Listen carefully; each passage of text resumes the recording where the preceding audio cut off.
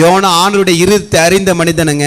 அவர் இரக்கமுள்ள தேவனுங்க, அவர் மன உருக்கமுள்ள தேவனுங்க, தீங்குக்கு மனஸ்தாபப்படுகிற தேவனுங்க. எப்போ நடக்கும் தெரியுமா? நம்ம உண்மையான மனம் திரும்பும் பொழுது.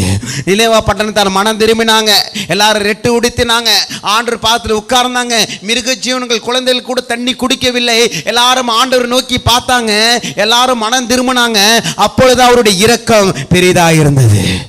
இஸ்ரேல் ஜனங்கள் நாங்கள் பொல்லாத வழிகளை தங்களை கெடுத்து கொண்டார்கள். மோசே அவர் கெஞ்சி ஜெபம் பண்ணினார், அவர்களுக்கு இரக்கம் கிடைத்தது. அன்பானவர்களே, பிரியமானவர்களே, உங்கள் குடும்பத்தில் யார் ஆண்டவரை விட்டு பின்மாற்றத்தில் போயிருக்காங்க, ஆண்டவருக்கு விரோதமான பாவத்தை செய்து கொண்டிருக்காங்க என்று கணவன் பண்ணி கொண்டிருக்கிறாரா, இல்லை மனைவி செய்து கொண்டிருக்கிறாங்களா, இல்லை பிள்ளைகள் செய்து கொண்டிருக்கிறார் என்று உங்களுக்கு நன்றாகவே தெரியும். அவர்களுக்காக நீங்கள் தான் அதிகமாக ஜெபிக்க வேண்டாம்.